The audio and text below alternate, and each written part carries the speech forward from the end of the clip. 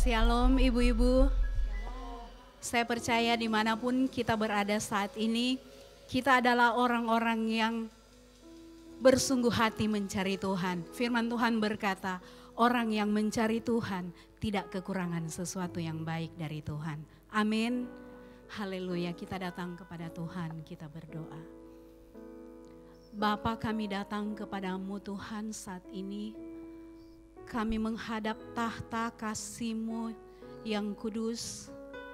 Kami bersyukur Tuhan atas semua perlindungan Tuhan yang nyata dalam hidup kami. Biar Tuhan kami selalu mengingat akan segala kebaikan-Mu dalam hidup kami Tuhan. Kebaikan menurut cara pandang Tuhan, bukan cara kami. Terima kasih Tuhan. Dimanapun saat ini kami berada, Tuhan adalah penyembuh dan pemulih bagi setiap kehidupan. Kasih dan kesetiaan-Nya menjaga setiap kehidupan orang benar. Oh haleluya, haleluya, terima kasih Tuhan. Terima kasih Tuhan sudah hadir di tengah-tengah kami saat ini. Biar Roh Kudus Engkau ambil alih seluruh ibadah kami saat ini. Biar nama Tuhan saja dipuji dan dipermuliakan di tempat yang maha tinggi. Dalam nama Tuhan Yesus Kristus, haleluya, amin. Haleluya. Biarlah manis Tuhan Kau dengar setiap pujian dan persembahan kami yang kami bawa di hadapan-Mu. Haleluya Tuhan.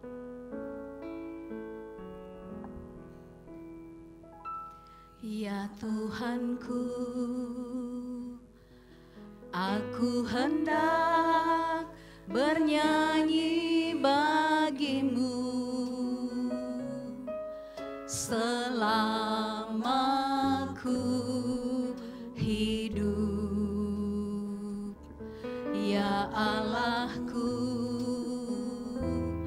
aku hendak bermazmur bagi-Mu selagi ku ada. Inilah yang ku renungkan setiap waktu. Nyanyian pujian dan kepadamu,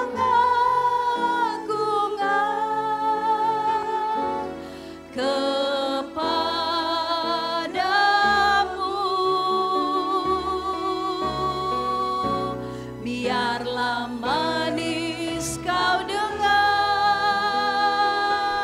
Tuhan, manis Kau dengar Tuhan, dan hatiku bersuka karena-Mu. Ya Tuhanku, ya Tuhanku, aku hendak bernyanyi bagi-Mu selama ku hidup. Ya Allahku, haleluya, aku hendak bermazmur bagi-Mu selagi ku ada.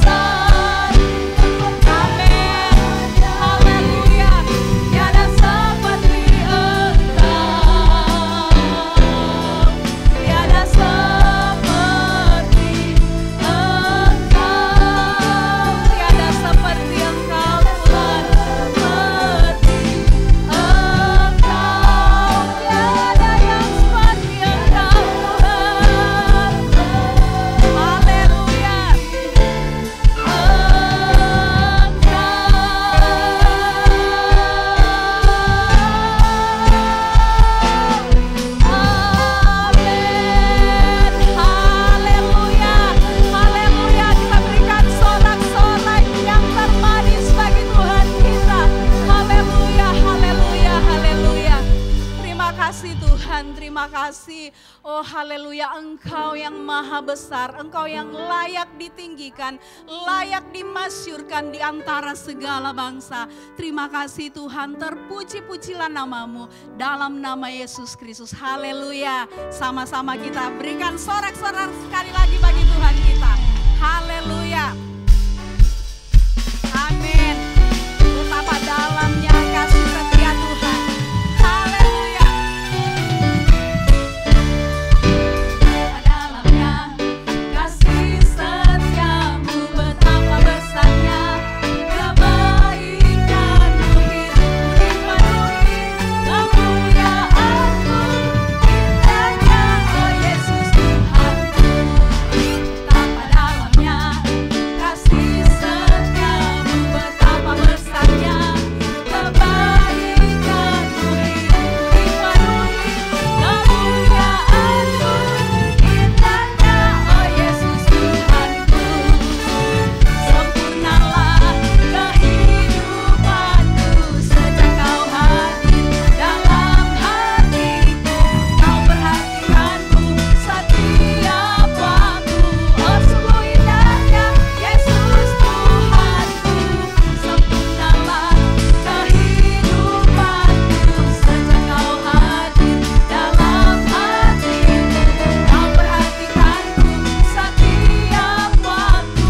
Oh sungguh indahnya Yesus Tuhanku. Betapa dalamnya kasih setiamu, betapa besarnya kebaikanmu, hidupku dipenuhi kemuliaanmu, indahnya oh Yesus Tuhanku. Sempurnalah, haleluya, sejak Kau hadir dalam hatiku. Kau perhatikanku setiap waktu. Oh sungguh indahnya Yesus Tuhanku. Sempurnalah kehidupanku sejak Kau hadir dalam hatiku. Kau perhatikanku setiap waktu. Oh sungguh indahnya Yesus Tuhanku. Betapa dalamnya kasih setiamu, betapa besarnya kebaikanmu, hidupku dipenuhi kemuliaanmu, indahnya oh Yesus Tuhanku. Hidupku dipenuhi kemuliaanmu, indahnya oh Yesus Tuhanku. Hidupku dipenuhi, amin, kemuliaanmu, indahnya oh Yesus Tuhanku. Haleluya, haleluya, terima kasih Tuhan. Haleluya Yesus. Terima kasih Tuhan. Bukti dari kasih-Mu yang sempurna saat Engkau menyerahkan seluruh hidupmu di atas kayu salib. Terima kasih buat kasih setiamu Tuhan. Terima kasih buat cinta-Mu yang luar biasa dalam hidup kami. Haleluya.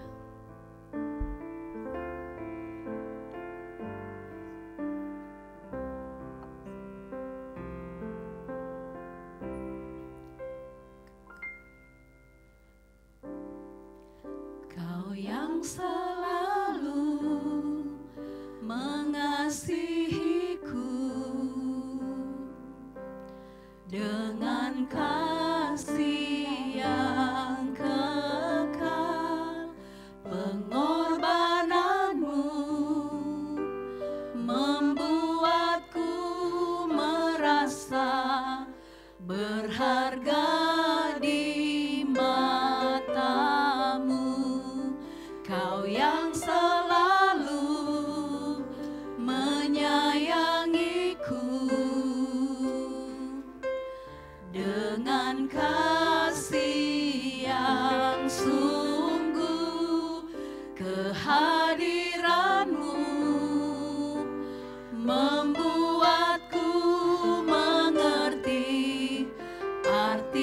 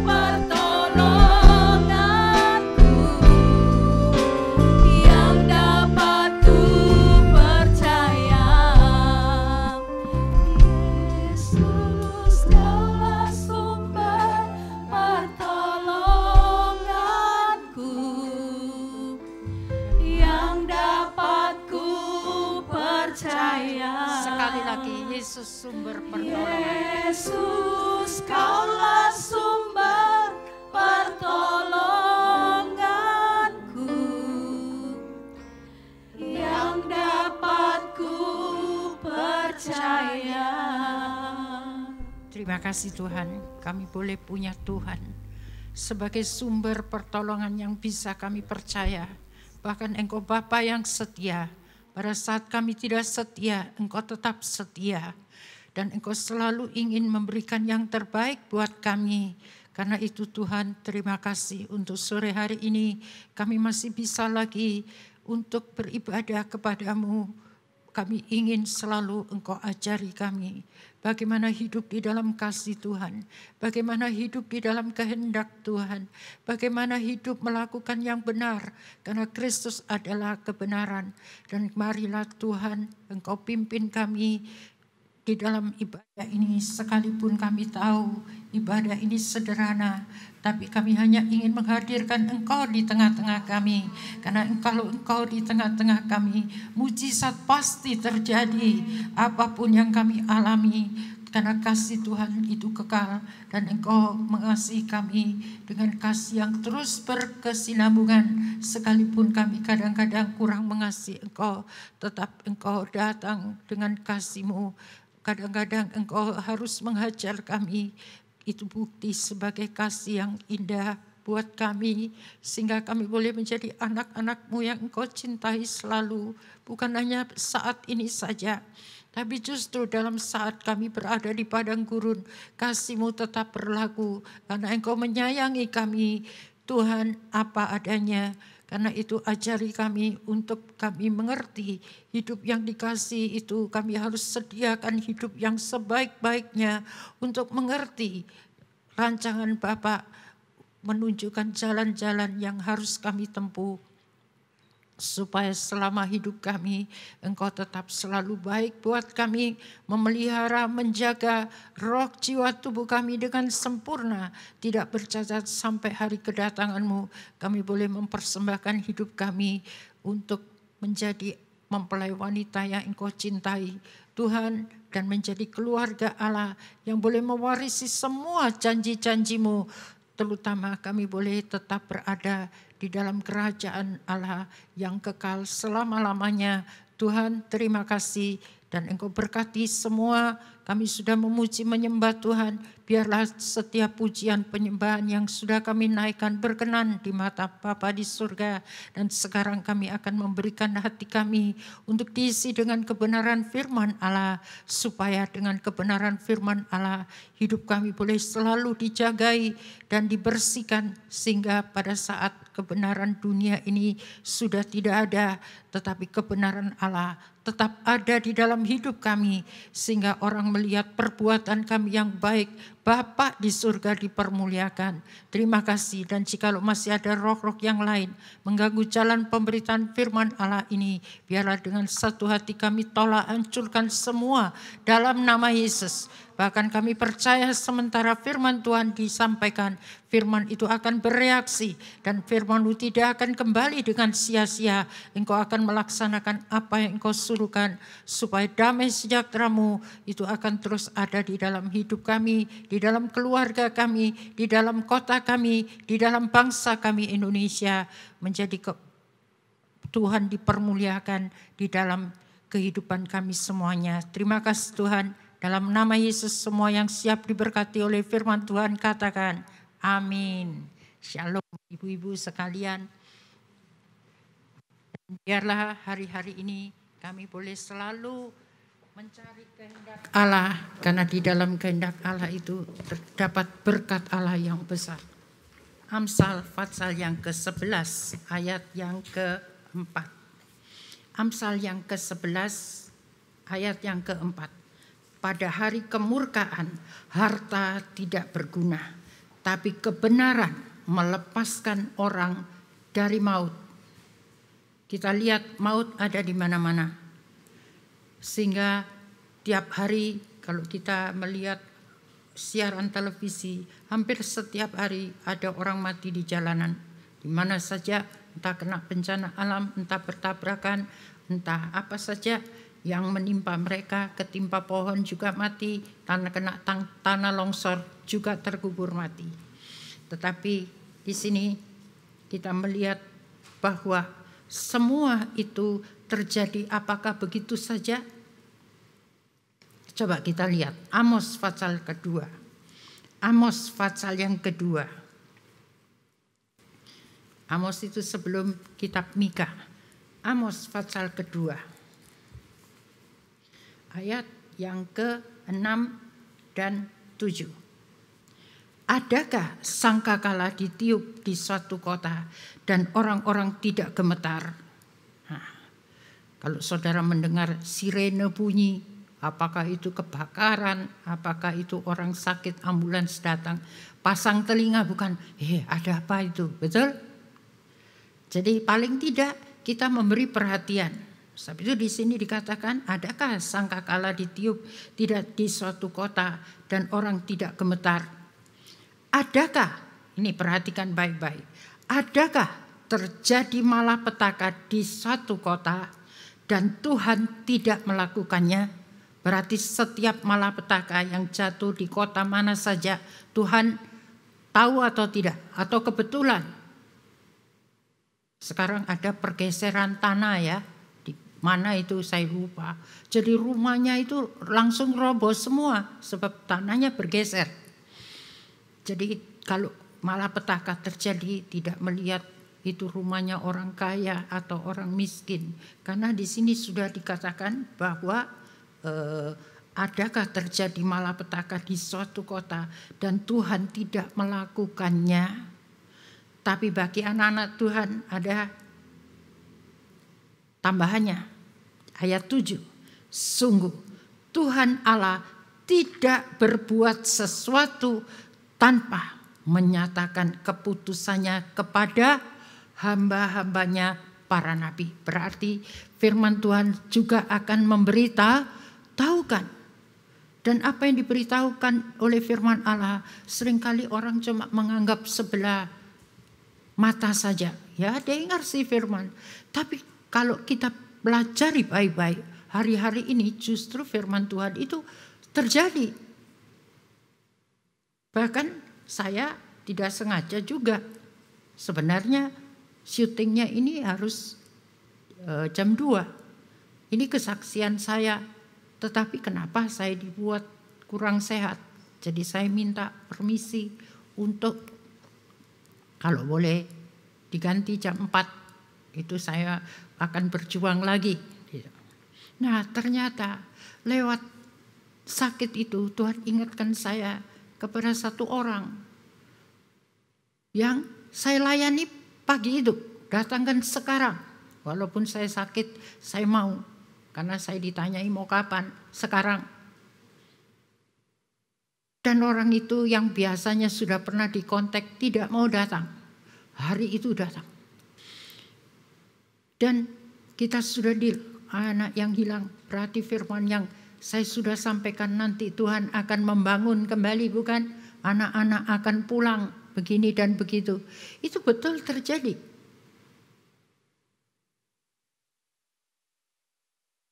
Jadi apa yang Tuhan firmankan itu tidak pernah salah. Sehingga saya tahu bahwa apa saja yang kita kerjakan selalu kalau Tuhan yang tuntun itu hasilnya luar biasa. Dan ini keputusan-keputusan ini bukan keputusan saya sebetulnya. Ingat saya masih pernah menyampaikan kalau tidak salah Amsal 16 ayat 10 kalau tidak salah. Keputusan Allah ada di bibir raja.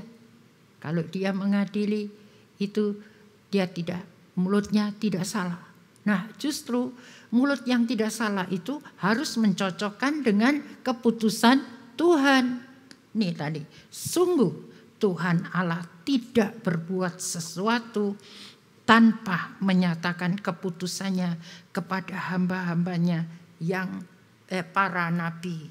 Nah, singa telah mengaum, siapakah yang tidak takut? Nah ini kalau Tuhan mengaum itu bukan, kalau iblis mengaum untuk menelan. Tapi kalau Tuhan mengaum itu untuk membuktikan suaranya dia itu sungguh ada kuasa. Sehingga di bawahnya Tuhan Allah telah berfirman, siapakah yang tidak bernubuat? Jadi kalau Allah telah berfirman, nubuat firman itu tidak disampaikan, maka yang salah siapa? Saya sudah sampaikan, bukan penjaga. Kalau tidak meniup trompet, kalau ada bahaya datang, kemudian mereka mati, dituntut penjaganya. Kenapa kamu tidak tiup trompet? Sebab itu kita harus mendoakan supaya dari penggembalaan ini selalu ditiupkan kebenaran firman Allah. Coba sekarang ini tadi kita kembali ke Amsal tadi. Amsal 11 ya, ayat 4 dalam saya baca lagi dalam terjemahan yang lain itu, harta tidak akan menolong pada hari penghakiman. Tetapi perhatikan ini, hidup yang benar menyelamatkan orang dari maut. Jadi hidup yang benar. Makanya sekarang perlu disampaikan firman kebenaran. 1 Yohanes 3 ayat yang ke-7. Karena itu anak-anak yang saya kasih, janganlah membiarkan orang lain menipu kalian bahwa kita yang bersatu dengan Kristus boleh saja melakukan dosa. Kristus hidup dengan benar. Dan supaya menjadi seperti Kristus, hendaklah kita melakukan yang benar. Bagaimana kita melakukan yang benar kalau tidak pernah diajar firman yang benar? Dan tidak selamanya kebenaran firman yang diajarkan itu bisa diterima oleh semua orang. Sebab itu kita harus berbahagia seperti kata Lukas 11 kalau tidak salah ya, saya cuma ingat saja ayat 28. Berbahagialah orang yang mendengar firman Allah dan memelihara di dalam hatinya. Walaupun itu belum mengerti, simpan saja. Satu waktu kalau kita sudah dibukakan mata hati kita, oh iya itu hari firman Tuhan sudah pernah diberitakan. Cuma saya tidak memperhatikan dengan baik-baik. Sebab itu di sini kita harus tahu bahwa sekarang hari-hari ini memang dikatakan hari-hari yang jahat. Tapi bagi orang yang sungguh-sungguh mencari Tuhan, inilah kesempatan hari-hari Tuhan melakukan penjagaan istimewa. Supaya kita tidak terkena murka yang akan jatuh menimpa atas seluruh bumi. Tapi itu kalau kita makan perjamuan, bilang apa? Biar kita memeriksa diri kita masing-masing. Uji.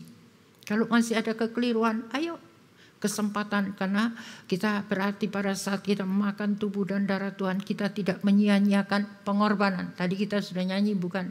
Dia sangat mengasihi, menyayangi kita. Dia Bapa yang setia. Dia memberi penghiburan dan sebagainya. 1 Yohanes 2 ayat 29. Kita tahu bahwa Kristus selalu melakukan yang benar. Tadi Kristus hidup dengan benar. Jadi kalau mau menjadi seperti Kristus, bukan nyanyinya saja, menjadi sepertimu Yesus. Wah, tapi menjadi seperti Yesus itu hendaklah kita melakukan yang benar. Kenapa? Karena kita tahu bahwa Kristus selalu melakukan yang benar. Karena itu kita bisa mengenali orang-orang yang sudah menerima kelahiran baru dari Allah Bapa dengan menyaksikan mereka tetap melakukan yang benar. Jangan sebentar melakukan yang benar kalau mendengar firman nanti pulang. Bukan firmannya dilupakan, tapi melakukan yang benar sudah tidak menjadi gaya hidupnya lagi. Wah, ini sangat berbahaya sekali. Tapi di sini kita dikatakan tadi kalau orang itu sudah lahir baru. Nah, lahir baru dengan apa? Dibaptis air itu. Kenapa? Tuhan Yesus juga dibaptis. Pada saat dia dibaptis, dia menggenapi seluruh kehendak Allah. Jadi bukan sembarang baptis. Baptisnya kalau saudara baca Matius 3 ayat 13 sampai 17. Setelah Yesus keluar dari air, berarti kan diselam. Jadi baptisan selam itu bukan upacara gereja sebenarnya. Karena itu kehendak Allah. Jadi kalau baptisan itu tidak boleh sembarangan. Saya sudah dibaptis, tapi caranya bagaimana? Nah, kenapa mesti diselam? Coba saya ingatkan dulu 1 Petrus. Kita pergi ke 1 Petrus dulu, pasal 3. Begini bunyinya, baptisan bukan untuk membersihkan kotoran dari tubuh kita.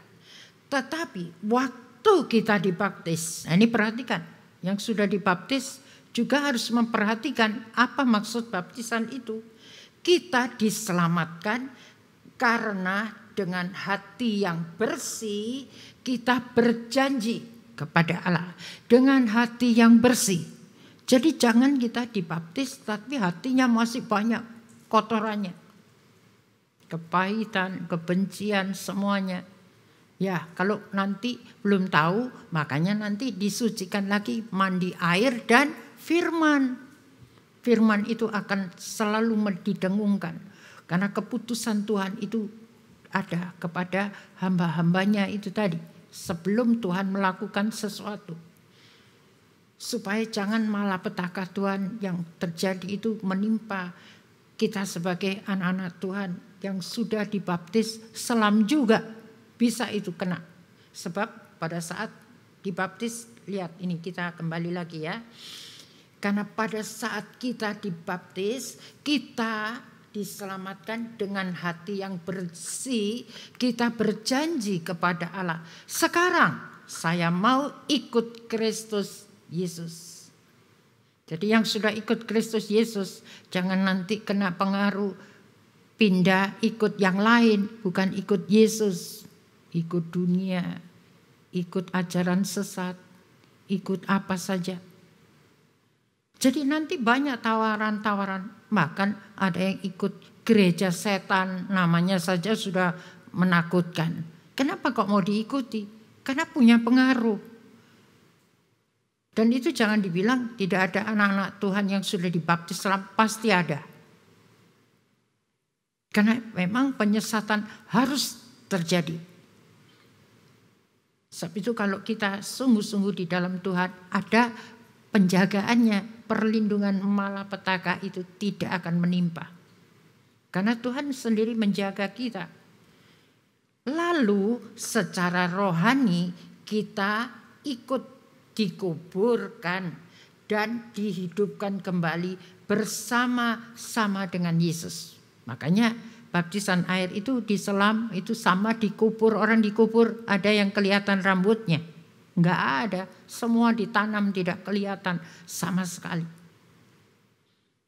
Jadi pada saat kita sudah mengalami kelahiran baru, kita mohon kepada Tuhan, kalau ada yang keliru, yang tidak benar, masih belum saya bisa lakukan, tolong. Nah, minta tolong saja, pasti Tuhan tolong. Sehingga ada Roh Kudus diberikan sebagai roh penolong untuk membantu setiap kelemahan-kelemahan yang masih kita miliki. Bukan untuk dibiarkan, tapi untuk dibersihkan. Saya baca lagi ya di sini. Tadi di dalam 1 Yohanes 3 tadi ya. Siapa saja yang sudah menerima kelahiran baru dari Allah Bapa, dia sudah menjadi anak Allah. Dan setiap anaknya, ini kata firman, tidak mungkin terus berbuat dosa. Karena ada sinyal, bukan? Ada Roh Kudus, ada firman Tuhan. Dengan begitu nyatalah nanti perbedaan antara kita anak-anak Allah dengan anak-anak iblis. Apa bedanya? Anak-anak iblis tidak melakukan yang benar. Dan tidak mungkin mengasihi kita yang sudah menjadi anak Allah. Sehingga nanti bagaimana? Ada konfrontasi. Baik di dalam keluarga, kalau kita sudah berpindah dari gelap kepada terangnya Tuhan, maka itu akan memberi dampak. Terang dengan gelap tidak bisa, pasti harus ada yang kalah. Tapi tidak mungkin gelap mengalahkan terang. Laku ya, terang mengalahkan gelap. Makanya jadilah istri, ibu, orang tua, atau siapa saja wanita untuk hidup di dalam terang. Orang yang hidup di dalam terang itu buahnya buah kebenaran. Tidak mungkin buah yang tidak benar. Nah, sebagai anak Tuhan yang melakukan kebenaran, berarti melakukan firman yang benar. Tadi saya sudah katakan, jangan heran jika harus mengalami aniaya. Baik aniaya fisik maupun aniaya batin. Sebab firman Tuhan sudah menuliskan dalam 2 Timotius 3 ayat yang ke-12. Coba kita baca. 2 Timotius pasal yang ke-3. Supaya kita semua tahu bahwa setiap kebenaran firman itu perlu kita simak baik-baik, sehingga kalau itu terjadi kita tidak bingung. 2 Timotius pasal 3 ayat yang ke-12. Memang setiap orang yang mau hidup beribadah di dalam Kristus Yesus, berarti di dalam kebenaran Allah. Karena tadi Kristus itu hidup selalu melakukan yang benar. Memang setiap orang yang mau hidup beribadah di dalam Kristus Yesus akan menderita aniaya. Jadi sudah dikasih garis bawah. Jadi kalau itu terjadi, jangan saya ini sudah sungguh-sungguh kenapa ini mesti terjadi. Jadi perlu komplain atau tidak? Tidak perlu. Karena firman Tuhan sudah memberitahu lebih dulu. Matius 24 ayat 12 sampai 13. Dan karena semua orang semakin melanggar, semua orang semakin melanggar perintah-perintah Allah, kasih di antara sesama akan semakin tawar. Jadi kalau dalam satu keluarga masing-masing suami, istri, anak, orang tua tidak ada yang mau mentaati firman karena terpancing masing-masing melanggar perintah Allah, padahal masing-masing ada bukan perintahnya. Istri yang menghadapi suami yang tidak taat, menangkan bukan dengan perkataan tapi tunjukkan bahwa engkau melakukan kehendak Allah, maka suami dimenangkan. Tapi kalau sudah kelewat, tak lewat, tidak bisa. Itu kemauan kita sendiri. Dan suami pun mungkin saya belum bisa terima apa yang dilakukan istri saya. Nah, kena lagi sanksi. Apa sanksinya? Kalau suami tidak menghargai istri sebagai teman pewaris, doanya bagaimana? Terhalang. Jadi biar usaha apa saja, ada berkat Tuhan? Tidak ada. Siapa yang menghalangi? Ya, dirinya sendiri. Karena tidak mentaati firman, melanggar tadi. Makanya di sini saya baca lagi ya. Dan karena semua orang ini kalau tidak berhati-hati, makanya kita perlu setiap kali ada hubungan yang dekat dengan Tuhan, supaya kalau ada kekeliruan, Tuhan segera memberi sinyalnya tadi, ada tiupan sangkakalanya.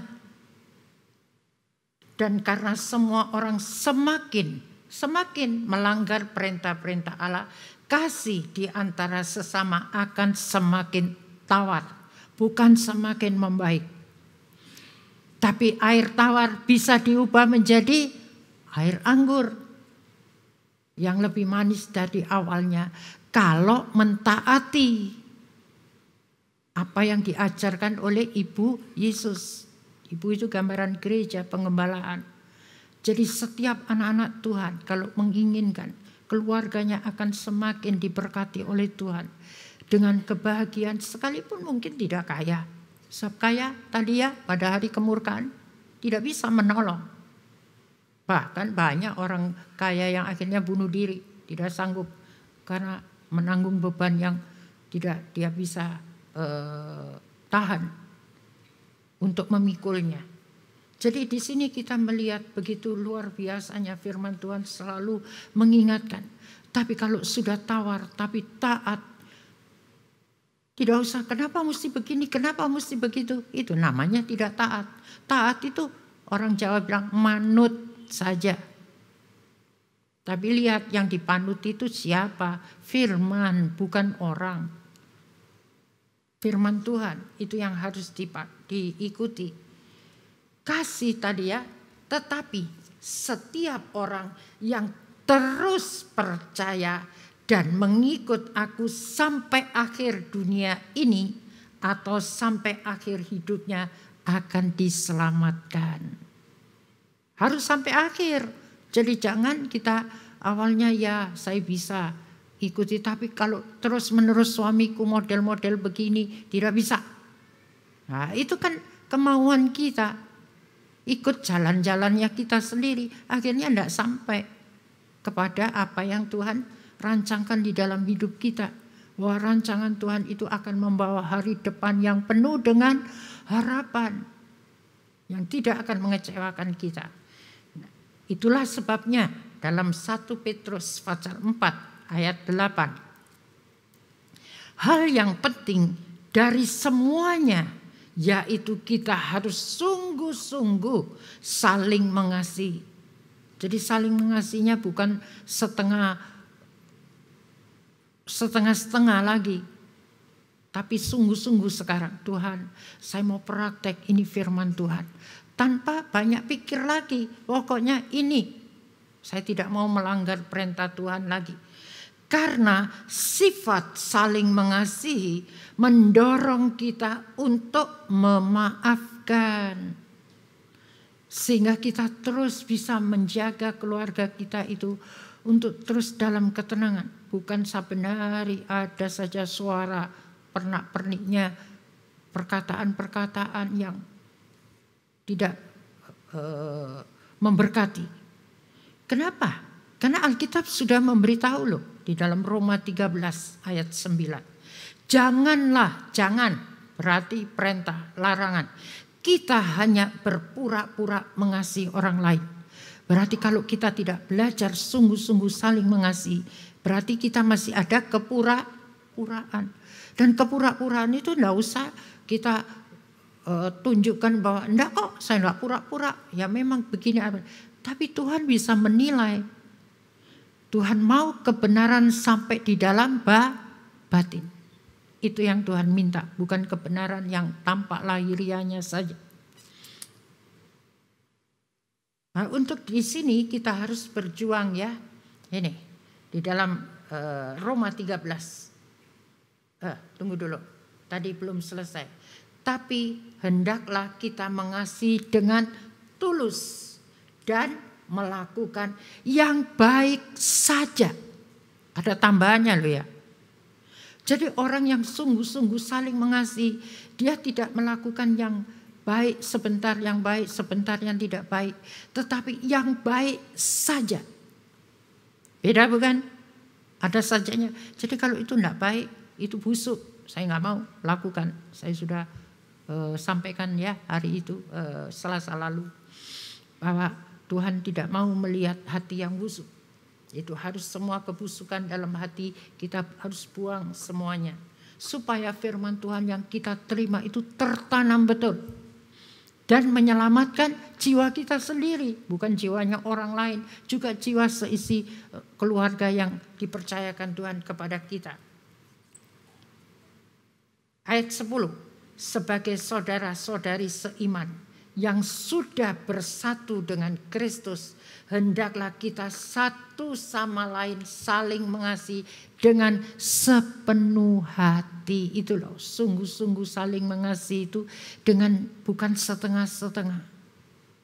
Dengan sepenuh hati. Memang ini harus ada latihannya. Kalau tidak ada, enak aja. Tidak ada murid dari SD tahu-tahu bisa fakultas. Pasti ada jenjangnya. Sekalipun mungkin dia IQ-nya tinggi, mungkin bisa melompat-melompat. Tapi tidak selamanya kita bisa mencapai yang tinggi sekali. Harus ada uji cobanya. Kalau dunia pendidikan, ya itu semua bisa dilalui. Tapi kalau perkara rohani bisa? Tidak mungkin. Kita harus belajar dari aku.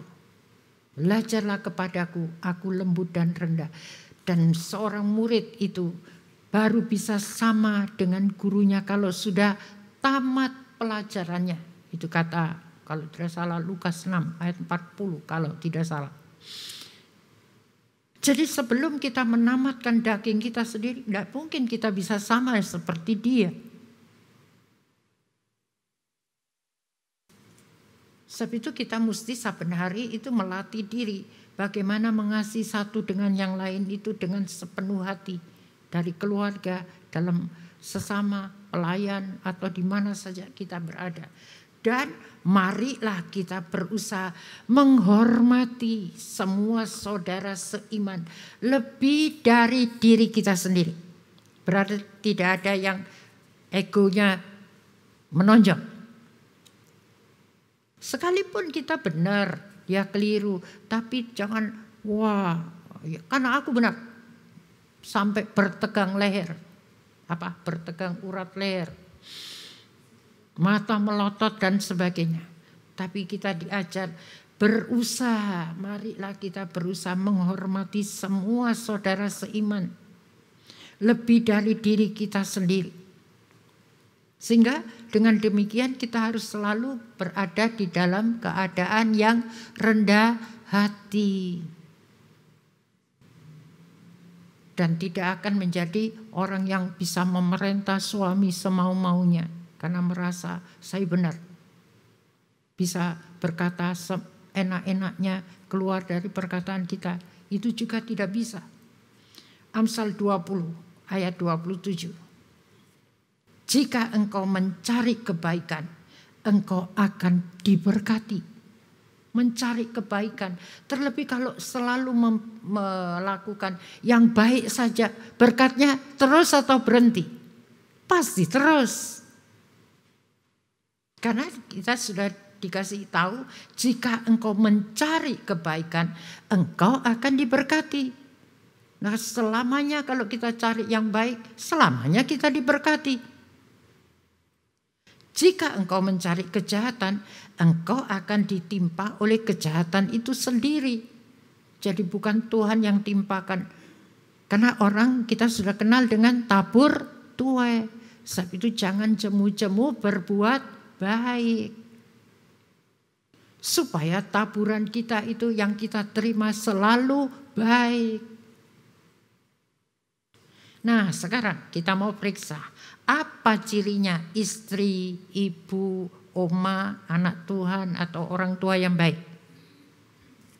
Ada beberapa poin, saya cuma kasih beberapa saja ya. Amsal 12 ayat 17. Nomor 1. Orang baik bersifat jujur dan terus terang. Kenapa? Itu harus kita perhatikan baik-baik. Pengkhotbah pasal 7. Ayat 29. Pengkhotbah pasal 7 ayat 29. Lihatlah hanya ini yang kudapati. Bahwa Allah telah menjadikan manusia yang jujur. Tetapi mereka mencari banyak dalih. Berarti dia sudah tidak hidup menurut kebenaran Allah. Oh Allah yang benar tadi menciptakan manusia itu jujur. Tapi mereka sendiri yang cari banyak dalih. Lihat yang masuk pesta perjamuan yang sudah disiapkan. Apakah orang undangan? Karena mereka tidak masuk, karena mereka sendiri banyak dalih. Sehingga yang masuk siapa?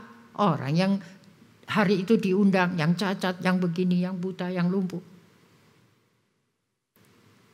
Jadi jangan sampai kita mau diakui oleh Tuhan sebagai orang baik, tapi kejujuran tidak ada. Tidak masuk kategorinya. Karena Tuhan tidak membuat manusia itu tidak jujur. Tadi kita sudah jelas-jelas. Jadi siapa saja dalam perkara kecil besar, carilah, jadilah orang yang jujur. Yang berikutnya sekarang. Amsal 13 ayat 5. Orang baik membenci dusta. Dusta kan tidak jujur. Jadi kita bukan melakukan tidak jujur lagi, tapi benci. Jadi orang yang benci pasti dia tidak suka. Nah, kalau ada anak-anak di sini, kenapa dia tidak jujur kepada orang tua? Iya, kalau saya jujur, mama nanti begini begitu. Itu urusannya mama. Tapi kalau Anda mau diberkati oleh Tuhan, menjadi anak yang diberkati oleh Tuhan, pakai ini firman. Belajar jujur, belajar terus terang kepada orang tua, dan benci kepada ketidakjujuran. Dan tidak boleh cari dalih. Beginikah begitu? Jadi ini betul-betul ada hal-hal yang sungguh-sungguh Tuhan sedang membedah semuanya. Bahkan saya sudah menemukan cucu saya yang tidak jujur, dia tertawa. Kamu pikir kamu bisa tidak jujur sama saya? Tidak ada orang yang melapor, tapi saya menemukan ketidakjujuranmu itu dengan cara Tuhan. Dia ketawa. Berarti dia sudah tahu itu salah. Paling tidak saya tunjukkan, makanya tidak boleh tidak jujur. Pasti akan ketahuan. Sekalipun saya tidak mencari tahu, tapi Tuhan itu luar biasa. Dan saya ajar juga, kalau kamu jujur, itu kamu menata hidupmu sampai besar nanti. Itu untuk keuntunganmu sendiri. Kemudian, ini tadi ya, Amsal pasal 11 ayat yang ke-17. 11 ayat 17. Orang yang murah hati berbuat baik kepada dirinya sendiri. Berarti orang baik itu murah hati. Jangan jadi istri yang baik, ibu yang baik, tapi murah hatinya tidak ada. Apa kemurahannya? Saya tidak tahu apa yang saudara perlu murah hati untuk melakukan apa yang Tuhan minta, untuk melepaskan harga diri saudara. Berikutnya sekarang, di dalam Kejadian pasal 4 ayat 7. Coba kita lihat di situ apa itu. Itu kisah daripada Kain, bukan? Nah, ini Tuhan bilang begini. Mana ini? Kejadian 4 ayat 7.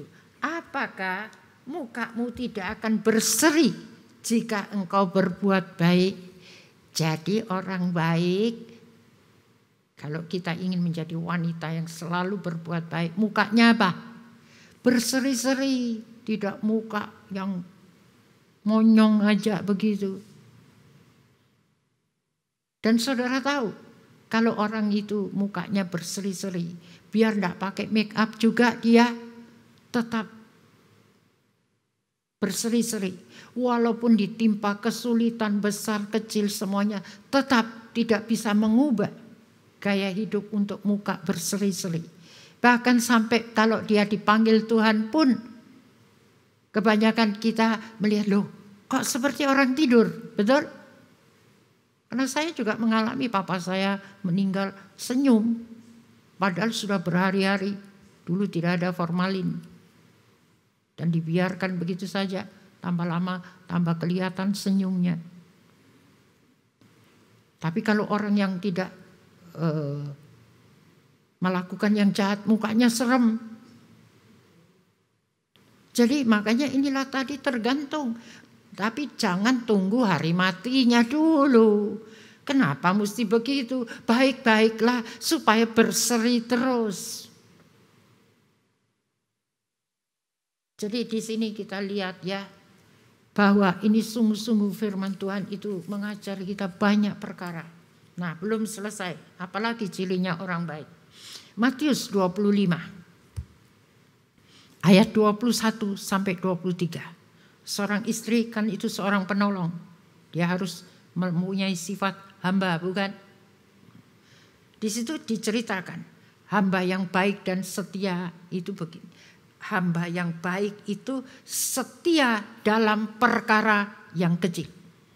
Itu kriterianya setia. Hamba yang baik itu setia dalam perkara yang kecil. Jadi kalau kita mau dinyatakan istri yang baik, setia dulu dalam hal-hal yang kecil. Jangan mau yang besar. Dan apalagi berikutnya, hamba yang baik dan setia dalam memikul tanggung jawab dalam perkara yang kecil. Jadi tanggung jawab kita apa? Tanggung jawab anak sekolah ya belajar. Jangan belajar tapi tidak belajar tinggal nyontek saja. Itu tidak bertanggung jawab. Dulu tidak bisa. Kita belajar sungguh. Sekarang ngambil gampangnya. Yang ditulis di tangan, yang ditulis di apa. Pokoknya ada saja. Bahkan gurunya juga tahu diam-diam saja. Tak begini, tak begitu. Bahkan saya ingat waktu kecil saya. Kalau saya belajar sejarah misalnya. Saya hafal memang. Jadi ibu saya tinggal nanti mencocokkan.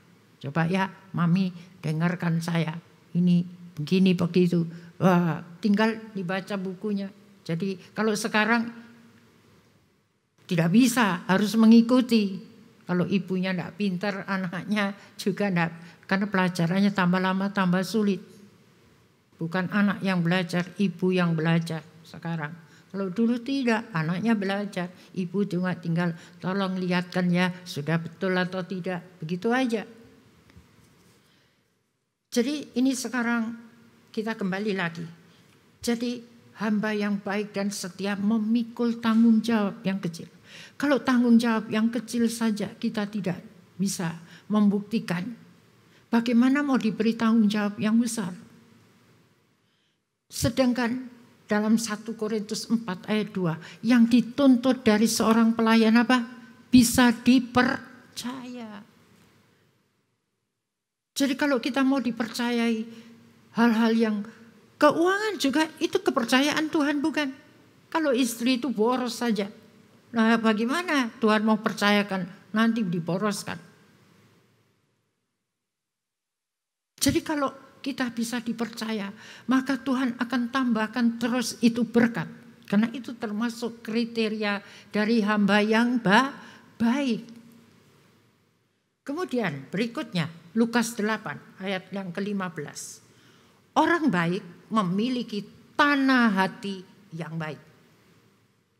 Sehingga setelah mendengar firman, menyimpannya dalam hatinya dan mengeluarkan buah dalam ketekunan. Apa artinya? Memiliki ketekunan dalam mentaati firman Tuhan. Saudara bisa baca, cuma saya simpulkan saja.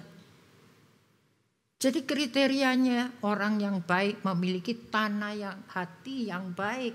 Sehingga, nah ini loh, setelah mendengar firman Allah, menyimpan dalam hati tadi dan untuk dilakukan. Dan memiliki ketekunan dalam mentaati setiap kebenaran firman. Bukan sekedar rajin tekun mendengar firman sampai nanti Karena banyak tempo di rumah, semua khotbah di YouTube, Facebook, semua didengar. Sedangkan Lukas 8 ayat 18 itu merupakan warning bagi kita yang cuma mendengar-mendengar saja. Perhatikanlah cara kamu mendengar firman. Cara mendengar firman juga harus berhati-hati. Dalam terjemahan yang lain lagi.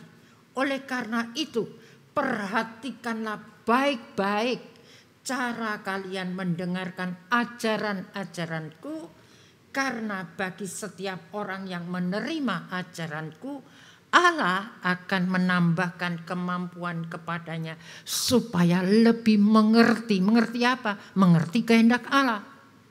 Bukan sekedar mendengarkan ajaran-ajaran tapi melakukannya tidak. Itu namanya tidak mengerti. Coba kita baca Amsal 23 ayat 23. Kalau tidak salah ya. Belilah kebenaran. Ini loh, ada harga untuk setiap kebenaran. Bagaimana kalau mau beli kebenaran kalau tidak dicari? Tapi jangan sembarang mencari ajaran tadi. Dan jangan menjualnya. Kalau kita sudah ketemu ajaran yang benar, jangan memboros-boroskan begitu saja. Karena banyak sekali yang didengar sudah, nanti lain kali kita tidak berhemat dengan waktu sembarangan. Demikianlah juga dengan hikmat, didikan, dan pengertian. Makin kita menekuni pengajaran yang benar, makin Tuhan memberikan tadi apa? Katanya kemampuan kepadanya supaya lebih mengerti.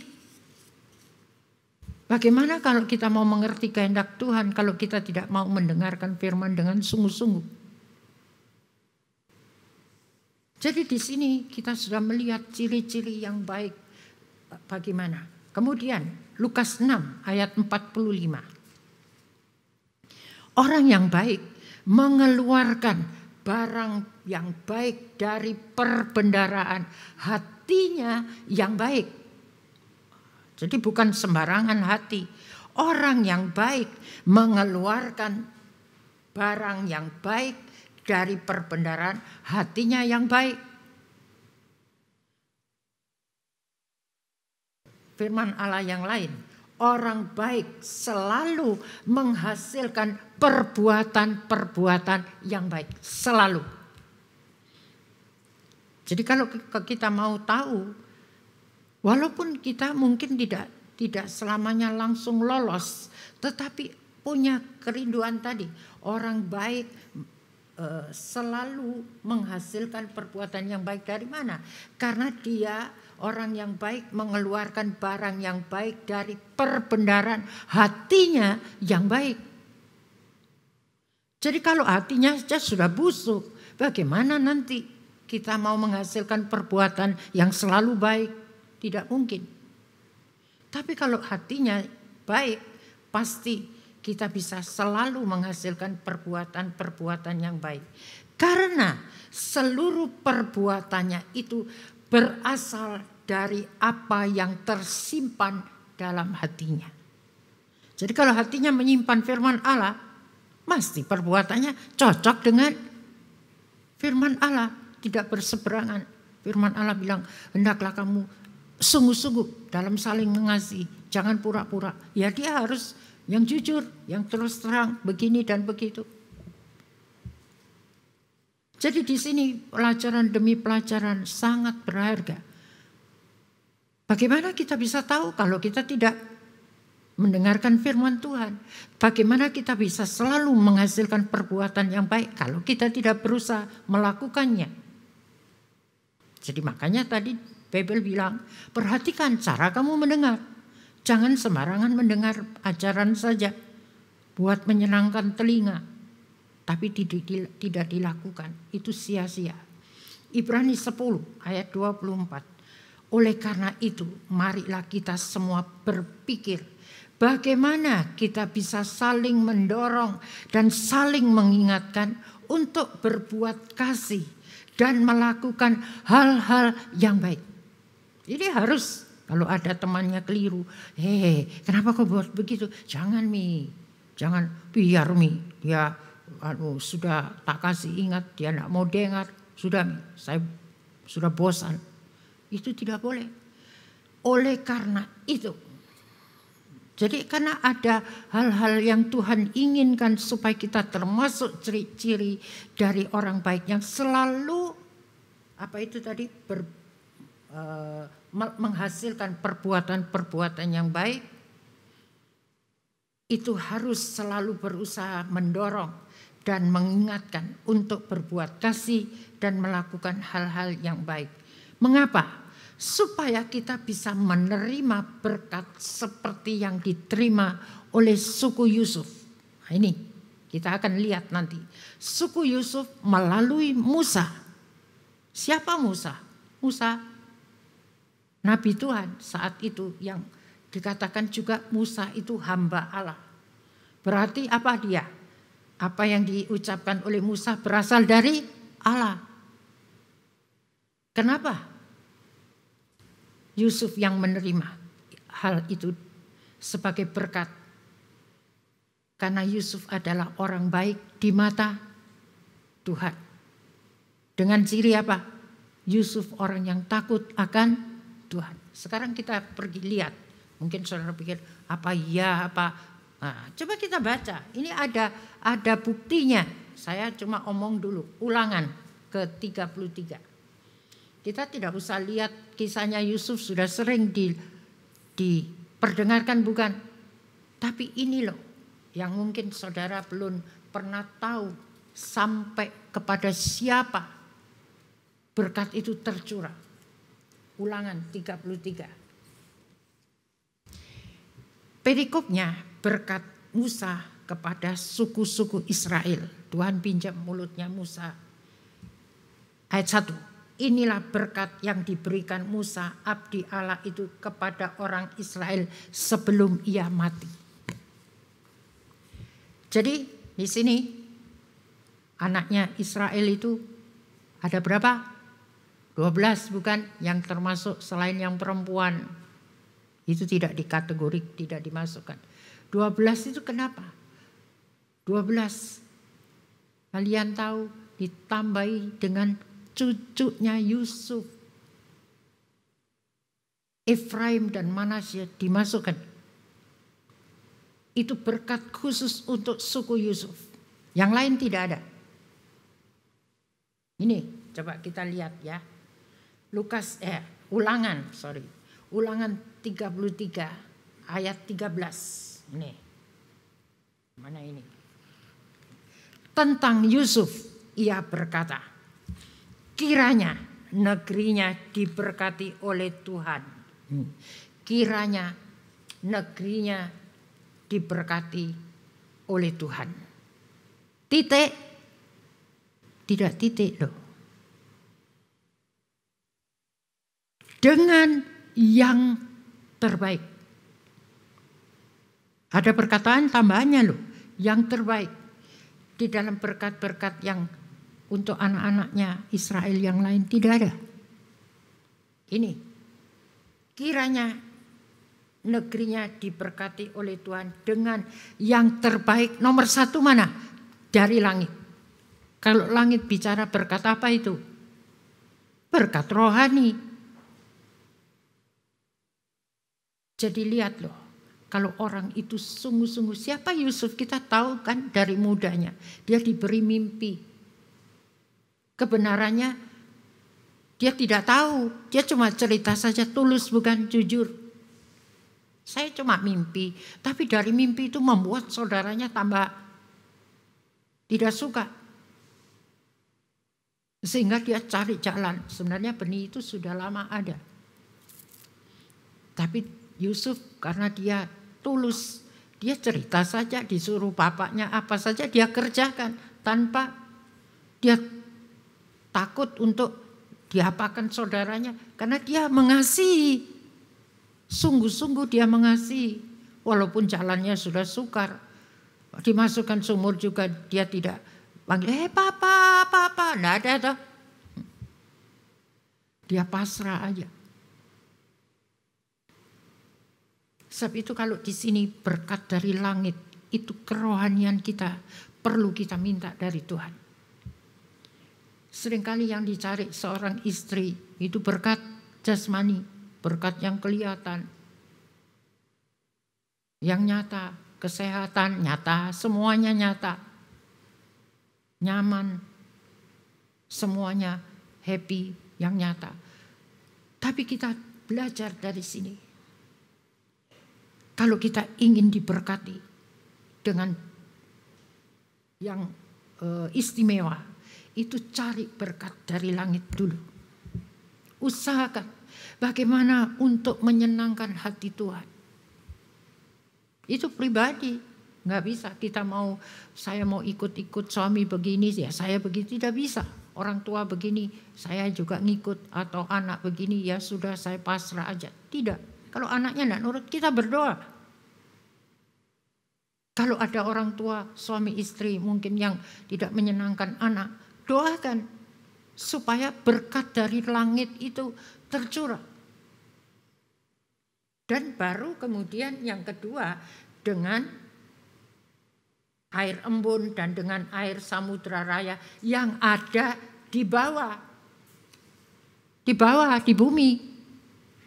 Jadi kalau yang di atas kita sudah capek, karena Yusuf tidak pernah dikatakan Yusuf ada kekurangan dalam perkara rohani, tidak ada, bukan? Sampai dimanapun Tuhan menyertai Yusuf. Dalam penjara dari manapun dia tetap disertai. Dalam kesulitan yang memanikan juga. Waktu dia di rumah Potifar itu sungguh itu sebenarnya dia bisa gugur. Karena kan dia dipaksa. Ya saya terpaksa. Tapi dia untuk mempertahankan berkat rohani itu tadi. Dia rela. Apa saja dia difitnah juga dia tidak berteriak-teriak. Tidak membela diri. Tidak, nyonya yang begini-begini. Tidak ada, bukan.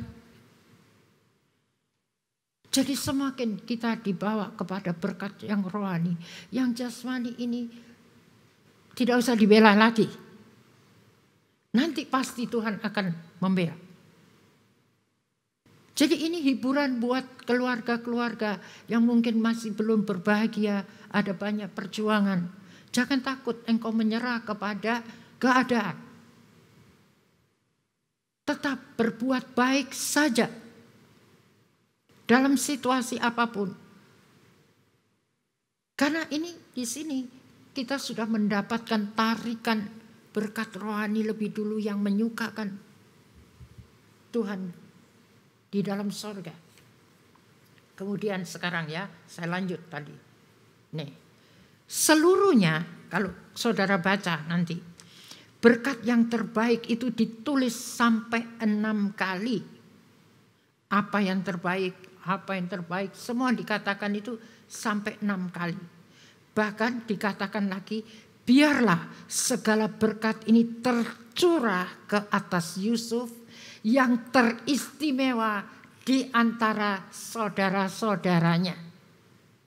Jadi tidak ada saudaranya tidak menerima berkat istimewa. Apa? Karena sampai kepada anak-anaknya Efraim dan Manasye dituliskan. Yuk kita lihat dulu sedikit. Ini dalam ayat 17. Anak sulung lembu sapinya adalah kegemilangannya dan tanduk-tanduknya seperti tanduk-tanduk lembu hutan. Dengan itu ia akan menanduk bangsa-bangsa seluruh bumi dan dari ujung ke ujung. Itulah orang Efraim yang puluhan ribu dan itulah orang Manasye yang ribuan. Jadi sampai kepada anak kedua ini anaknya Yusuf dapat berkatnya. Itu istimewanya orang yang benar-benar hidup baik di pandangan Allah dengan bukti ada takut akan Tuhan dan selalu mau berusaha hidup yang benar. Kemudian di sini lagi tadi ya, mana ini tadi? Bahkan di sini tadi saya belum Tuhan juga terus menjaganya sampai akhir hidupnya. Yusuf selalu disertai Tuhan. Dalam Ulangan 33 ayat 17 dikatakan, dalam kemegahannya ia seperti sapi jantan. Ini dalam terjemahan yang lain. Dalam kemegahannya ia seperti sapi jantan sulung yang muda. Jadi biar dia sudah tua, tapi berkat kesulungannya itu di mata Tuhan itu seperti kemegahannya itu ya, seperti sapi jantan sulung yang muda. Berarti hidupnya selalu dalam pembaharuan. Tubuhnya boleh tua, tapi rohnya tetap dia bersemangat, selalu mendapatkan keistimewaan dari Tuhan. Tanduk-tanduknya kuat seperti tanduk sapi hutan. Nggak tahu sapi hutan ini bagaimana, apa tanduknya seperti banteng begitu barangkali. Saya tidak tahu. Untuk menanduk bangsa-bangsa dimanapun, di seluruh dunia. Sehingga kalau kita jadilah garam dunia, jadilah terang dunia. Ini loh, kalau orang itu hatinya sudah dijamah Tuhan menjadi orang yang punya ciri hati yang baik. Ini janji Tuhan, dimanapun kita akan bisa memiliki kekuatan untuk bisa menanggulangi semua masalah dalam bentuk apapun di seluruh dunia. Berarti apapun yang dihadapi, Yusuf selalu keluar sebagai orang-orang yang lebih dari orang-orang yang menang. Oleh karena dia, Tuhan mengasihinya. Dan itu bisa kita peroleh bukan sesuai dengan Roma 8 ayat 27 sampai 29. Semuanya itu kita bisa menjadi orang yang lebih dari orang menang. Jadi bukan Yusuf saja. Kenapa ditulis sampai di Perjanjian Baru? Supaya kita tahu, tapi pengalaman Yusuf itu harus menjadi pengalaman kita semua. Dalam situasi apapun, jangan kebaikan Tuhan itu ditukar dengan emosi kita, hawa nafsu sesaat. Semua yang kita bisa lakukan, ego, kebenaran sendiri, harga diri dan semuanya itu harus kita kalahkan semuanya. Tapi harus minta kekuatan Tuhan. Tidak bisa dengan kekuatan sendiri. Amsal 2 ayat 20. Sebab itu, nah ini, tempuhlah jalan orang baik dan peliharalah jalan-jalan orang benar. Jalannya orang benar apa? Itulah jalan-jalan dari Allah yang tertulis di dalam firman Allah. Jangan kita menempuh dengan jalan kita sendiri. Jalan baik atau tidak baik. Lihat saja itu. Kalau orang menempuh jalan yang tidak baik. Bentrok atau tidak. Wah, pasti ada kekacauan. Banyak itu di televisi. Anak melaporkan, menggugat ibu kandungnya sendiri. Wah. Itu jadi permasalahan. Untuk diusir ibunya. Bukan cuma menggugat begitu saja, diusir. Padahal siapa yang pelihara dia dari kecil sampai besar. Padahal dia sekolahnya S3, pintar. Tetapi kalau dia tidak kenal kasih Tuhan, ya ini jadinya. Dia bisa memenangkan itu semua. Karena dia pintar mungkin dengan caranya. Ada yang lain lagi diberi kepercayaan untuk dimintai tolong. Wah, surat-surat dibalik nama semuanya. Tanpa seizin seluruh anak-anaknya. Mungkin beberapa anak saja yang pikirnya, wah ini nanti bagian saya lebih besar lagi. Karena papanya sudah meninggal. Sedang ribut lagi di televisi. Jadi banyak hal untuk perkara jasmani. Tapi kenapa ada orang ribut untuk perkara rohani? Gak ada. Ada? Gak ada. Saya mau mempertahankan kerohanian saya. Kalau membantahkan ajaran itu banyak. Tapi mau mempertahankan kebaikan itu tidak ada. Orang yang rela begini dan begitu. Tapi mari kita mau mengikuti apa yang Tuhan ajarkan kepada kita. Dalam terjemahan yang lain begini bunyinya. Maka sebab itu. Jadi maka sebab itu kalau kita mau lihat keturunannya Yusuf yang diberkati, yang terbaik begini dan begitu sampai keturunan. Sebab itu kita berdoa supaya dari pengembalaan ini sampai generasi kapanpun tetap berkat Tuhan dilimpahkan. Rohani dulu, makanya ini tadi ditata baik-baik, kita doakan supaya pengembalaan dari pengembalaan ini keluar. Pelayan-pelayan Tuhan yang sungguh-sungguh mencintai Tuhan. Berdiri di atas kebenaran dan tidak bisa terpengaruh dengan apapun untuk diselewengkan kebenaran ini putih jadi kelabu, tidak bisa. Di sini, maka sebab itu turutlah olehmu akan jalan orang baik. Turutlah jalan orang baik, jangan yang jahat. Dan tetaplah engkau pada jalan orang yang benar. Jadi kalau orang itu baik, tapi jalannya tidak benar, sesuai dengan kehendak Allah. Dia baik, jadi nasihatnya ya saya turut. Tidak. Alkitab sudah mengajarkan kepada kita. Maka sebab itu turutlah olehmu akan jalan orang baik dan tetaplah. Tetap, jadi jangan miring-miring lagi. Engkau pada jalan orang yang benar.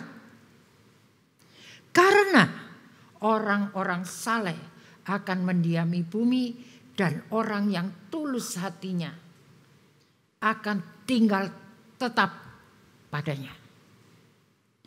Jadi berkat yang harus jatuh kepada orang yang baik itu, orang saleh akan mendiami bumi dengan segala berkatnya Tuhan itu tetap padanya. Tapi harus menjadi orang yang baik, yang tulus hatinya. Apa artinya? Tidak ada yang disembunyikan.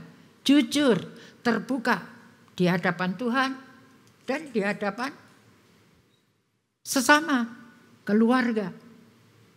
Seperti yang firman Tuhan tulis di dalam Yesaya 26 ayat 7. Jejak orang benar adalah lurus.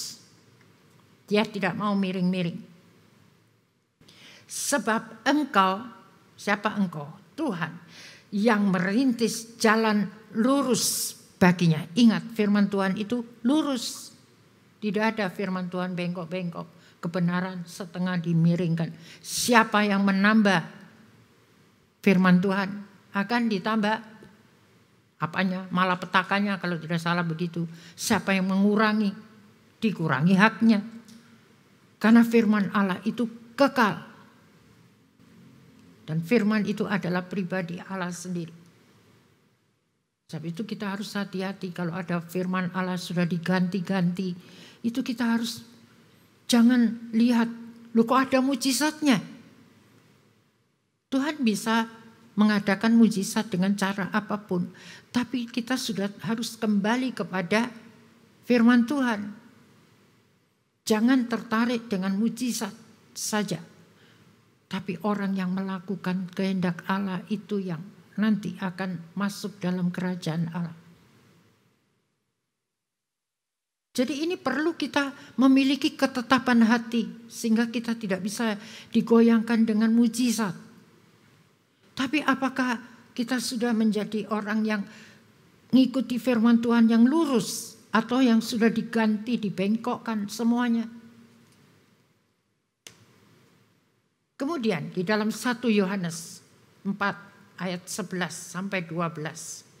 Sahabat-sahabat yang saya kasihi, sebab Allah mengasihi kita dengan kasih yang demikian besarnya, maka sepatutnya lah kita juga saling mengasihi.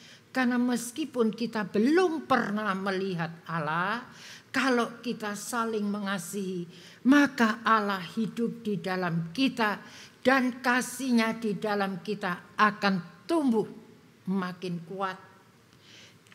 Berarti dengan demikian kalau kasih Allah sudah tumbuh di dalam kita makin kuat, Maka untuk memenangkan kita dari pergumulan dengan ego, harga diri, mudah atau sukar, kebenaran diri sendiri, hawa nafsu sendiri, tidak sukar. Karena kasih Allah sudah tumbuh terus di dalam kita, makin kuat. Nah, jika kita ingin mendapatkan berkat seperti yang terbaik tadi, serta istimewa sampai kepada keturunan kita.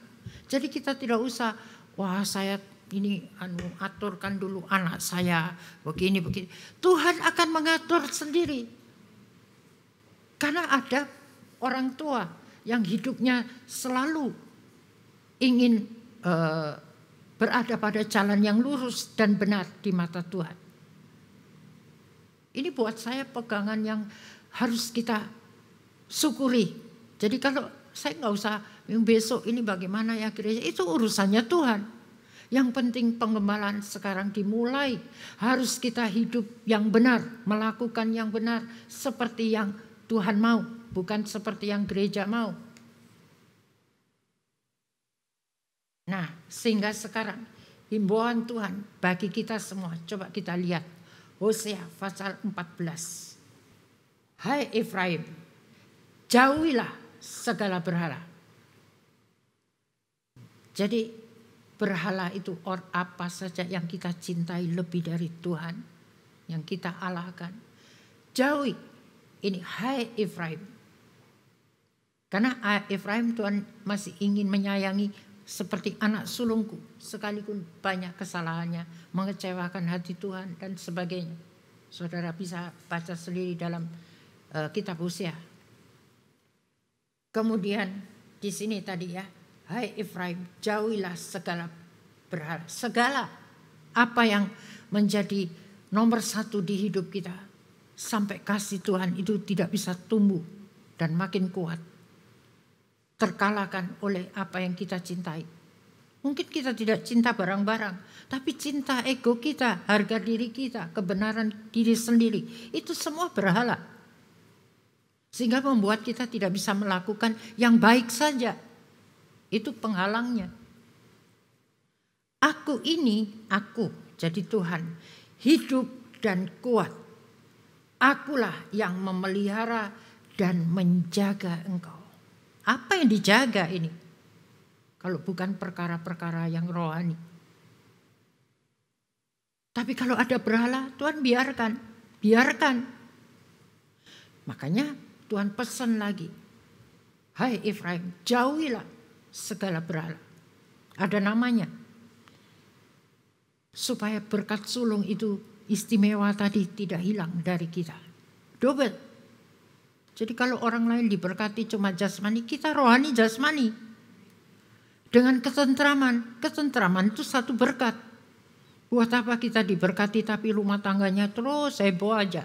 Dari pagi sampai malam. Orang bersungut-sungut, orang mengeluh, orang bertengkar, orang bersalah paham, tersinggung. Semua hari-hari itu menjadi makanan. Tidak. Biarlah kita mengikuti kata Yohanes 4, makananku adalah melakukan kehendak Allah. Itu harus menjadi makanan kita sehari-hari. Dan kalau di dalam seisi keluarga kita melakukan kehendak Allah, betapa luar biasanya. Untuk semua apa yang dikatakan oleh Hosea ini akan tergenapi. Aku ini hidup dan kuat. Akulah yang memelihara dan menjaga engkau. Ingat Mazmurnya Daud bilang apa? Dahulu aku muda, sekarang sudah menjadi tua. Tidak pernah kulihat anaknya orang benar minta-minta.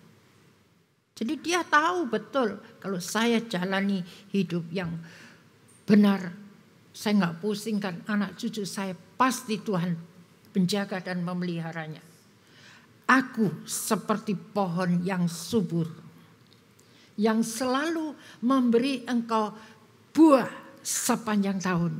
Luar biasa atau tidak? Tidak pernah berhenti buahnya, ada seperti kata Mazmur 1.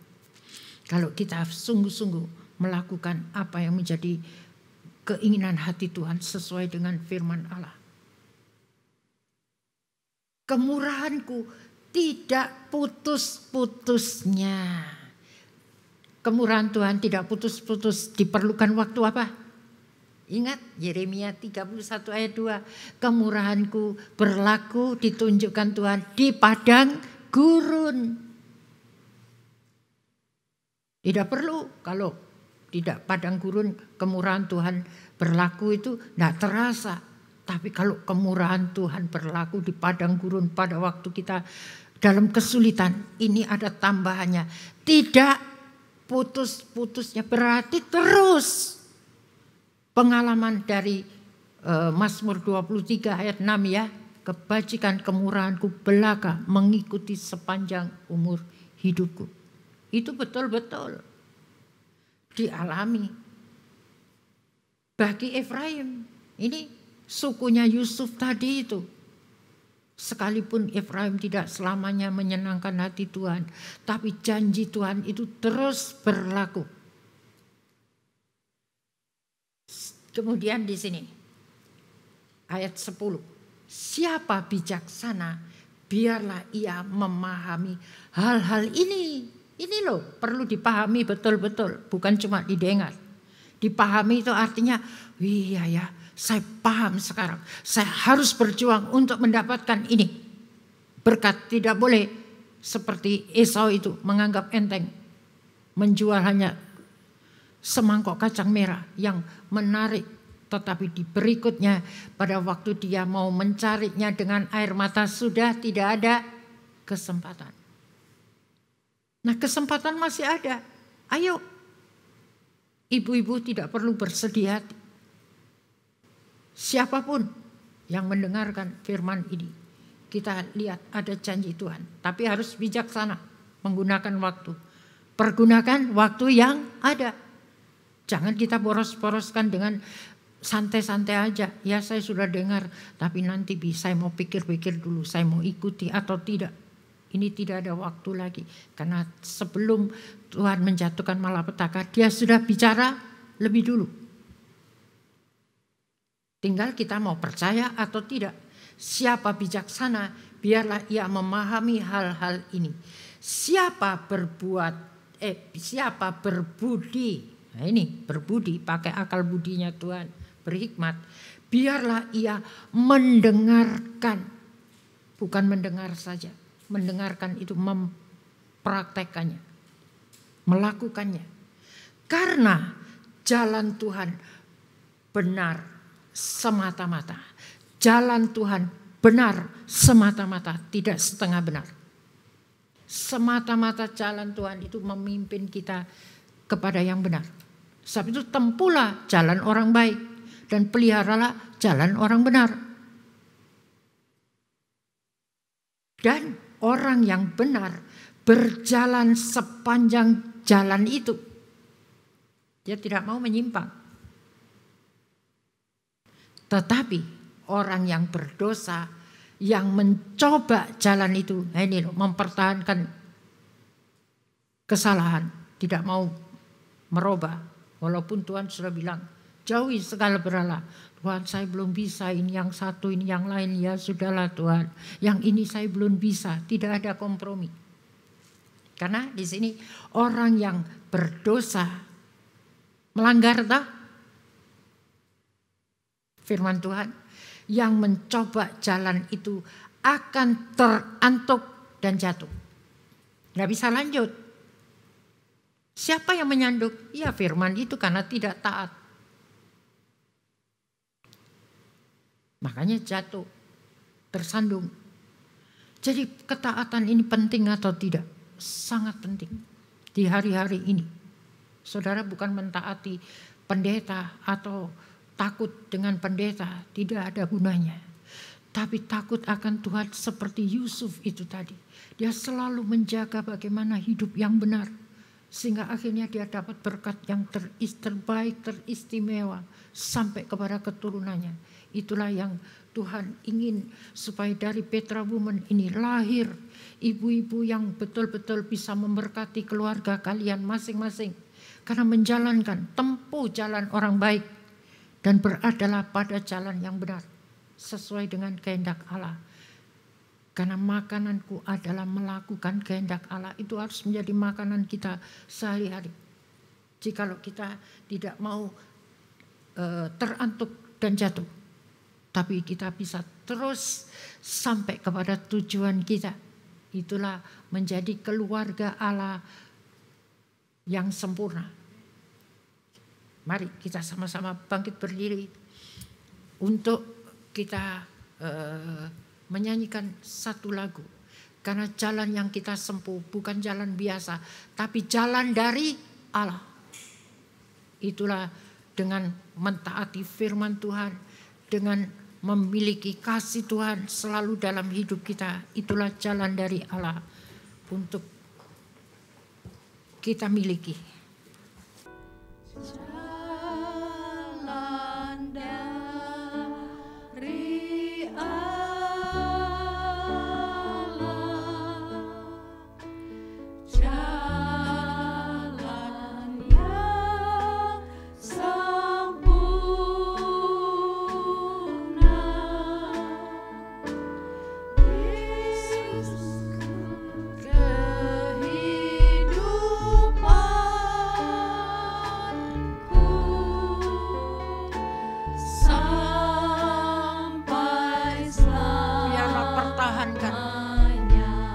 sebagai Tuhan dan Juru Selamat kita sampai selamanya.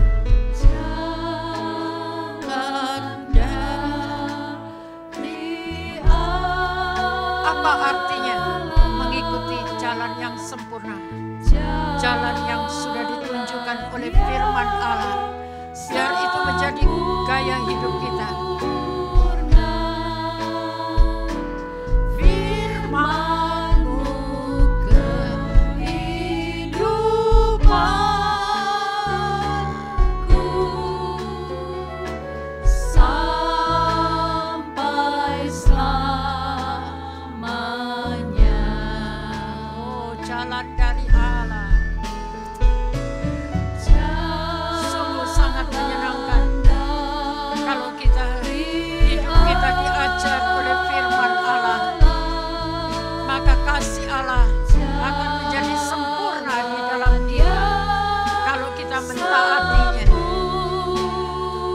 Allah itu kasih, maka kasih itu akan menuntun kita untuk berjumpa dengan Tuhan selamanya. Sampai selamanya. Ya, jalan dari Allah hanya melalui Yesus. Dia yang bisa menunjukkan jalan untuk kita sampai kepada Bapa. Sebab itu jika ada saudara yang belum pernah kenal Yesus, biarlah melalui pemberitaan firman ini, mintalah hikmat dari Tuhan, supaya Yesus menjadi kehidupan kita.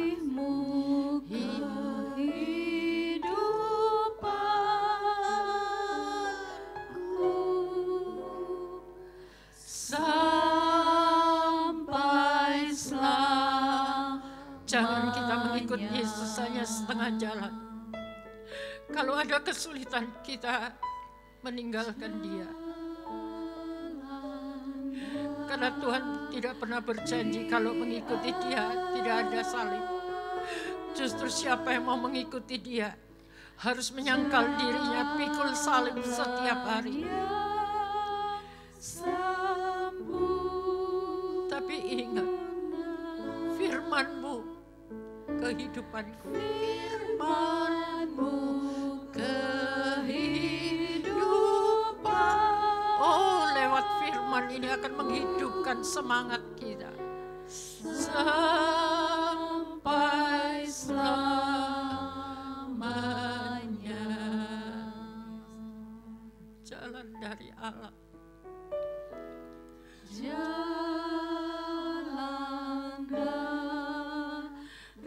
Jangan ikut jalannya dunia yang lebar, tapi akhirnya kepada kebinasaan. Tapi jalannya Tuhan sempit, tetapi itu jalan yang sempurna. ada kasih Tuhan yang akan menolong, menjaga, memelihara kita. Karena itu minta hari ini biar kasih Tuhan menetap dalam hidup kita sampai selamanya, supaya kita tetap menjadi orang yang baik dalam keadaan apapun.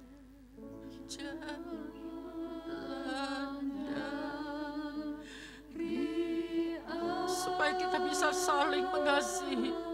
Perlu kasih Allah itu menjadi gaya hidup kita.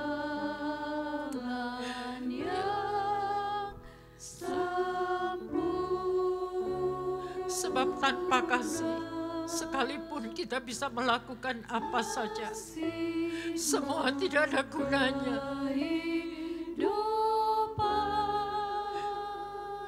Kami tidak mau hidup kami tidak berguna, Tuhan.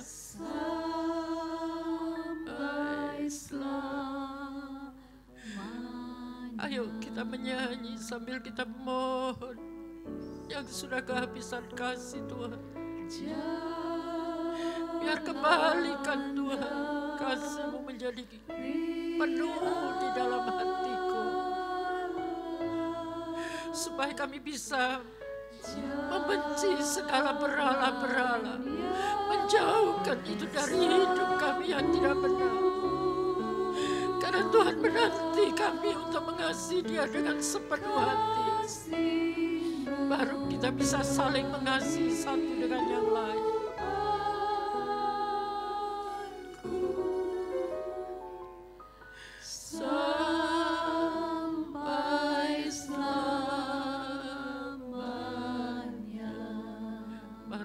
Memeriksa masing-masing hati kita. Oh, rendaya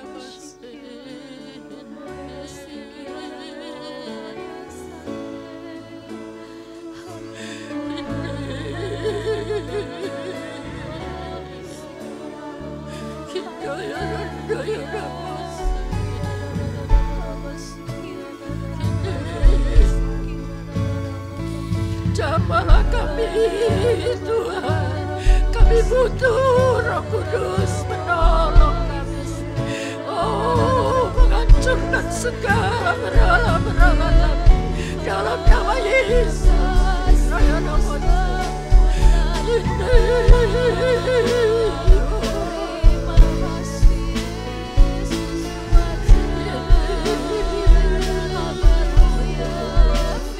berikan kami kemampuan untuk kami mengerti isi hati. Tuhan, tolong kami. Ku ya ramasan, ya ramasan.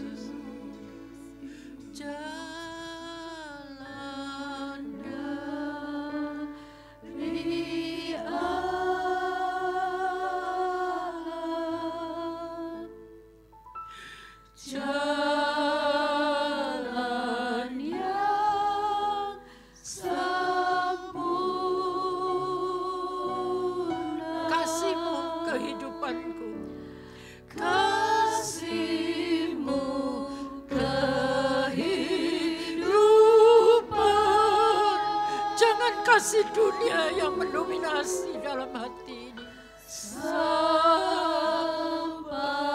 selamanya. Ini menjadi doa permohonan kami, Tuhan. buatlah jalan-Mu di dalam hidup kami, supaya kami bisa melakukan Tuhan apa yang menjadi kehendak-Mu. Dan hidup kami tidak lagi diisi dengan kasih dunia ini, tetapi kasih-Mu memenuhi hati kami.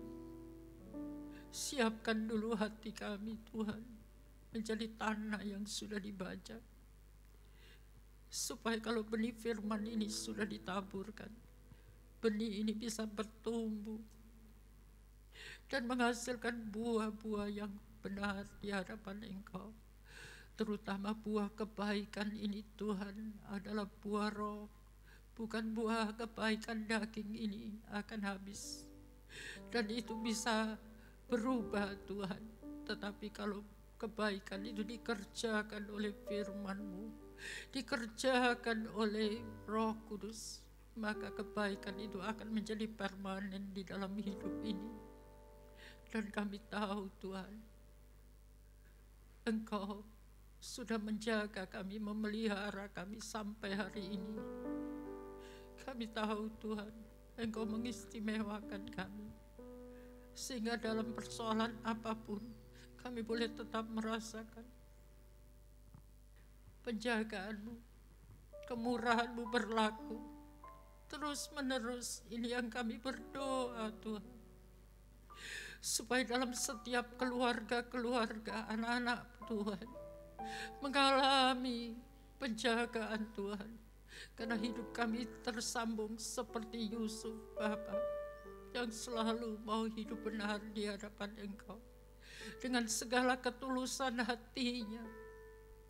Apapun yang terjadi tidak menggoyahkan kebenaran yang telah ditekuni dari sejak muda, sehingga sampai dia mengakhiri hidupnya pun Tuhan, dia tidak pernah menjadi orang yang menyimpang dari kehendak-Mu.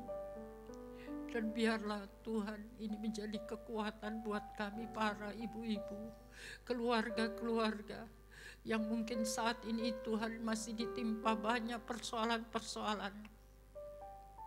Persoalan ketakutan, persoalan kecemasan, persoalan kekhawatiran, persoalan keuangan, persoalan apa saja dalam keluarga, dalam pekerjaan, bisnis, semuanya. Tuhan, dalam kesehatan, kami percaya Tuhan, kalau kami terus mengisi hidup kami dengan kasih-Mu, kami tidak perlu takut akan siapapun, karena ada pembela kami. Tuhan penjaga kami, keluar masuk kami akan tetap Engkau jagai. Bahkan bukan hanya sampai saat ini, sampai Engkau datang Tuhan, Engkau tetap menjaga kami, karena kami tersambung dengan pribadi-Mu sendiri. Karena itu makin hari Tuhan, lekatkan hati kami kepadamu. Oh, supaya kami mengikuti jalan sesuai dengan firman-Mu, dan apa yang kami buat seperti yang Bapak mau, bukan seperti yang kami mau. Sehingga kami boleh mengatakan, datanglah kerajaan-Mu, jadilah kehendak-Mu di bumi seperti di surga. Oh, itu yang menjadi kekuatan dari gereja-Mu Tuhan, untuk menghadapi setiap persoalan apapun yang terjadi di atas muka bumi ini, karena ini hanya adalah penggenapan dari firman Tuhan, bahwa malapetaka yang terjadi itu Tuhan sudah mengetahui semuanya. Tapi ada firman-Mu yang memberikan petunjuk supaya kami bisa melewati itu, berjalan bersama-Mu, maka kami akan selamat sampai di tujuan. Oh Tuhan, terima kasih buat bekal firman-Mu, dan berkati semua para pendengar, siapapun Tuhan, bukakan mata hati kami dan bukakan pikiran kami untuk diberikan pengertian apa yang harus kami lakukan di era hari-hari yang jahat ini, supaya kami menetapkan hidup kami di dalam kehendak Allah dan berusaha hidup benar di mata Tuhan. Maka semuanya Tuhan pasti akan membereskan. Apa yang tidak bisa kami kerjakan, Tuhan sudah melakukan kami dengan bukti pengorbanan-Mu. Di atas salib Tuhan sudah berkata, sudah selesai. Dan kami tidak perlu lagi bimbang dan ragu. Pengorbanan-Mu itu menjadi bukti bahwa Tuhan mengasihi kami semua apa adanya. Terima kasih Tuhan buat kasih-Mu supaya tetap selalu ada di dalam kehidupan kami sampai selamanya.